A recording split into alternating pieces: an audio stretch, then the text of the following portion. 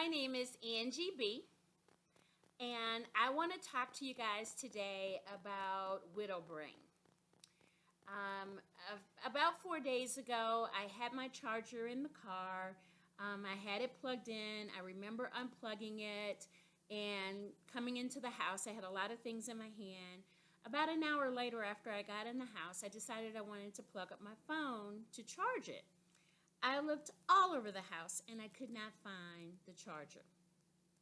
So I walked back out to the car. I looked in the car, looked on the ground. On the way back in, I traced my steps. No luck. I could not find my charger. If that was the only thing that happened, just one thing, I probably wouldn't have thought about widow brain. However, I come in the house, still been looking for the charger for 3-4 days. Couldn't find it. So yesterday, I put the dog's coat on, I put my coat on, my shoes on, and now I'm looking for my keys. I cannot find my keys anywhere. So I thought, okay, where are they? So the dog's looking at me like I have my coat on, I'm hot, I'm ready to go outside, let's go, what's going on? We couldn't go outside because I couldn't find my keys. And it dawned on me, oh my goodness, widow brain is back. After all this time, it's back. So I started to look on YouTube.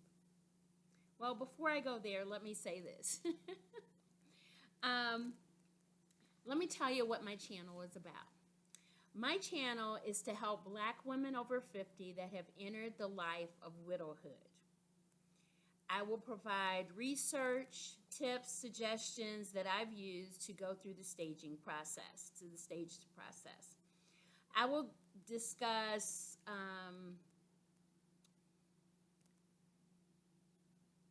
what my goals are.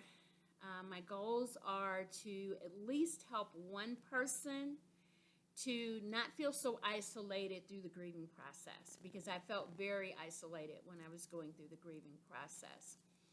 I would like to form a community of like-minded people where our common bond is widowhood, so that we can work together to succeed in our new normal.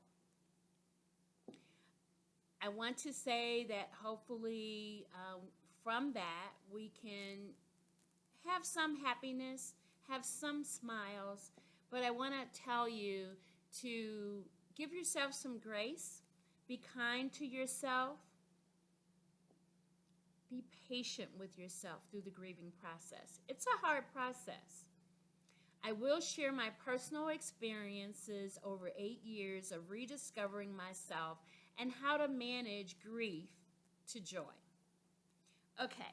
With that being said, if this is something that you think you would be interested in, I invite you to like, comment, share, subscribe, turn that notification bell on so the next time that I come on to post a video or I go live, you can come into the community and hang out with us for a while. Okay, so let's get started. We're going to talk about widow brain. So what I did is I went onto Google, our research, to find out what did they say the definition of widow brain is. They say it's a term used to describe the fogginess and disconnect that can set in after the death of a spouse. The feeling is the thought to be a coping mechanism where the brain attempts to shield itself from the pain of a significant trauma or loss. When you're grieving, a flood of neurochemicals and hormones dance around in your brain. According to Dr. Phillips, there can be a disruption in hormones that result in specific symptoms such as disturbed sleep, which I have a story for you for that, loss of appetite. Mine was just the opposite. I was eating everything that wasn't nailed down. Fatigue and anxiety. I also have bouts with anxiety as well. But when these symptoms happen, your brain function takes a hit. Google says that widow brain lasts for 6 months to a year. I know that mine lasted a year and a half, that first year and a half.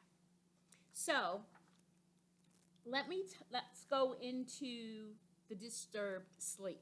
My story for that one is you don't know until you don't know. I was going to my doctor about once every 6 months. She was checking on me because she knew my husband had passed away. And she asked me a question that triggered my brain. She said, "How are you sleeping?" And me being me, I got this. I'm putting one foot in front of the other. I'm doing what I need to do. And so I said, well, when I lay down, my head hits the pillow. I go to sleep right away. No problem. So I'm having no problems with sleep. She was like, "Oh, okay, that's great." That statement was true, but when I left her office, I started to think, you're really not sleeping well. You don't go to sleep until 2 o'clock. You need to be up by 5:30 because you have to go to work and you have things you have to do. So I realized I really wasn't sleeping well, and because I wasn't sleeping well, it affected my widow brain, fog I call it, my fog. It affected that because one of the things that they tell you when you're going through grief is that you have to get plenty of rest. 2.5 hours, 3.5 hours a night is not enough rest. The next thing that I talked about was loss of appetite. Like I said, I just kind of had the opposite effect. I guess I was eating everything that wasn't nailed down. I didn't realize that's what I was doing, but that's what I was doing. I went up three dress sizes. I wear a uniform, or I wore a uniform for work, and I would just go into work and say, I need some bigger pants. I need to order some bigger pants because my pants are too small. They're too tight. I need to order more pants. And then retail therapy is also a thing. I was shopping online. I was going to the store. I was buying clothes and buying clothes and buying clothes. The anxiety part, if things aren't planned, I will have anxiety. So one of the ways or tips I would offer that I use is to have everything planned in an organized fashion. If something happens that's not planned, it will give me some anxiety. So one of the things I do is I use my phone. I put notes in my phone on my calendar of, appointments and such. If it's not on my phone, it's not happening. So, let me go back to my notes here of what else Google had to say. One of the things that Google says is that if you write things down, it helps.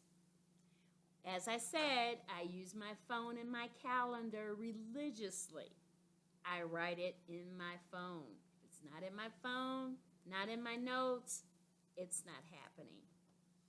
So one of the things that they listed, which I thought was a really good idea, is they talk about writing down all of your bills, writing down the date that they're due, and how much you need to pay them.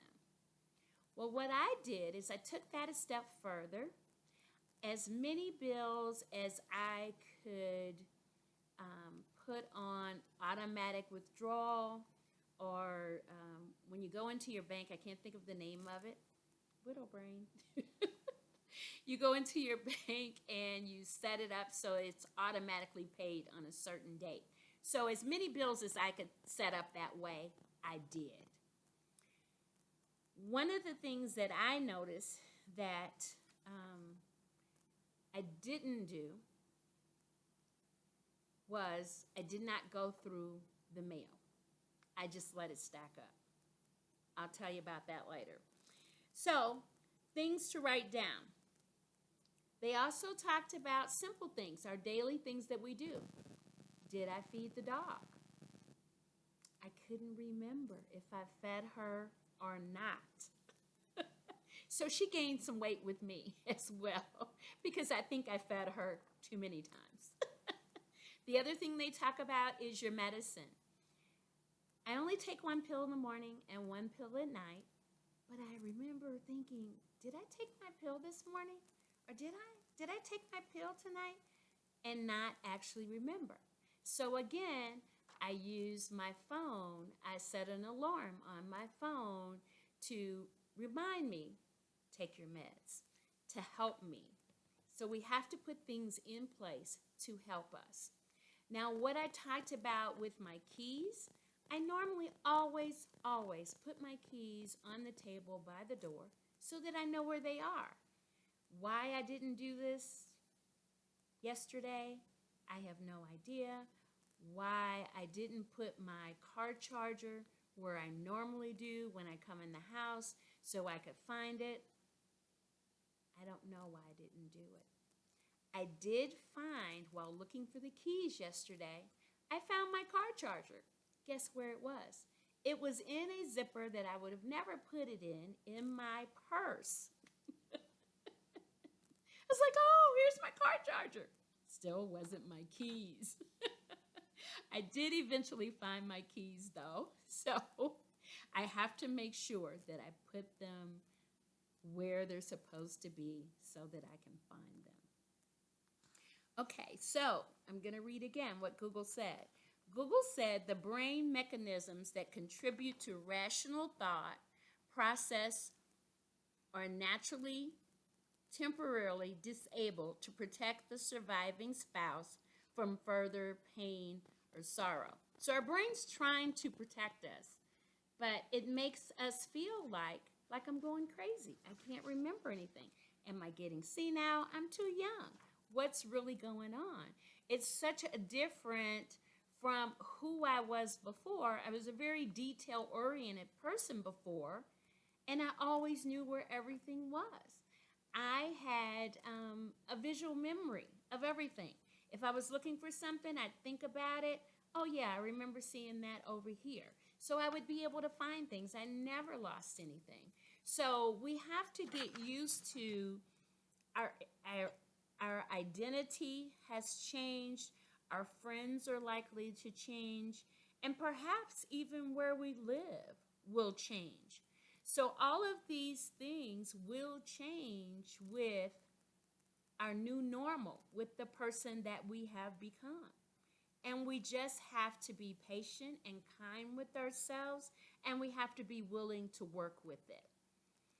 The other thing that I found out on Google is there's two types of grievers. There's the instrumental griever, which is the griever who grieves by doing.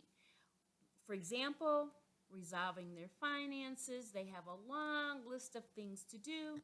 The second one is an intuitive griever. The intuitive griever does nothing. Tasks pile up while they process their feelings and emotions. I have to say that I was a cross between the two. I could do the things I needed to do for work. I could put one foot in front of the other. I could concentrate enough while I was at work to get work done. But as I told you, something else lacked. And what lacked was me going through the mail. In my brain, the mail wasn't important. So I let it stack up on the table. When it stacked up too high, I put it in a bag and I put it by the table. I let the mail stack up some more. When it got too high, I put it in a bag and I put it next to the other bag. Never ever going through the mail. Something simple, but it was something that I guess my brain couldn't handle. Widow brain. It could not handle it. The last thing that I want to talk about is there are different types of therapy that we can go to, which we don't normally think of going to therapy. We normally think, oh, we can handle this, we can do this. Um, an old saying, our moms used to say, whatever happens in this house stays in this house. So we aren't normally comfortable with going outside of the house to talk to people. But grief is such an astronomical emotional turmoil type of thing that happens to our brain, to our bodies, to our thoughts. We have to think of things that will help us to get through the process. So there is group therapy, there is individual therapy. I found out about a group therapy that was handled by a hospital, a local hospital, through their hospice, so that they did group therapy for the widows and widowers of people that were in hospice. And they allowed me to join in with that group. And I have to say, it did help even though my husband did not have a long-term illness, it was still grief, death of a spouse. And so a lot of the things that the other people, other widows and widowers were talking about were things that I also was experiencing. And that helped me to know that I really wasn't losing my mind, that it was a part of life. It was something that happens. And so that did kind of help me to know, okay, it's a part of the process, and I just have to find ways to calm me down. I have to find ways to work through these things until the widow brain passes. So, as I said, there's individual therapy, grief therapy that you can get. There's group therapy. Another place you can find group therapy is maybe at your church. Sometimes libraries have programs set up where people come in and use the library and they do group therapy there. So that's another way. Another one is Grief Share. That one is online. I did try that one for a very brief time, but it didn't work for me, I guess, because it was online. I did better with the one that was in person, that was through the local hospital. Okay, going back to my notes. I talked about the two different grievers, the instrumental and the intuitive griever. Please comment. Are you an instrumental griever? Are you an intuitive griever? What type of griever are you? Also, if you can possibly comment on maybe some things that you do to help yourself to calm down or to be able to get through the grieving process, it might help someone else in our community if you can share that with them of some things that maybe you do. I would also like to tell you again that my channel is for Black women over 50 who have found themselves, who've entered into widowhood.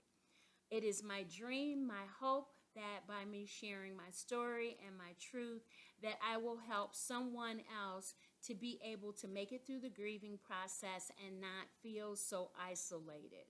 Because a lot of times we don't talk to maybe family and friends about what we're actually feeling and the emotions and the everyday things that are happening to us. So it is a very isolating type of thing because we do typically tend to hold it in instead of sharing it with other people in our support team. I want to tell you about one other person on YouTube that I did run across, which is One Happy Widow. She also has a YouTube video out there, and hers is called Widow Brain Fog. It is a real thing. Why we experience widow's brain. And she talks about the scientific side of it. So if you get a chance, I would urge you to listen to her video as well. Also, I would like to invite you to go back, and if you did not see my first video, which was on the 5 stages of grief, because this all ties in together. If you can go back and watch that, I'll put that in the description for you so that you can click on the link.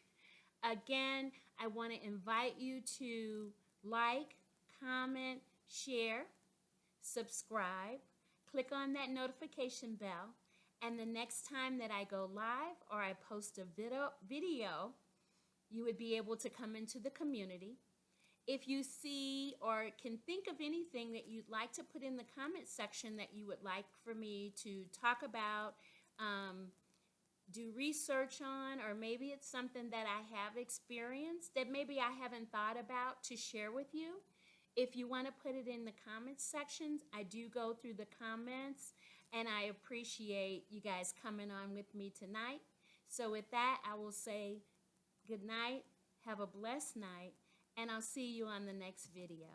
Thank you so much. Bye-bye.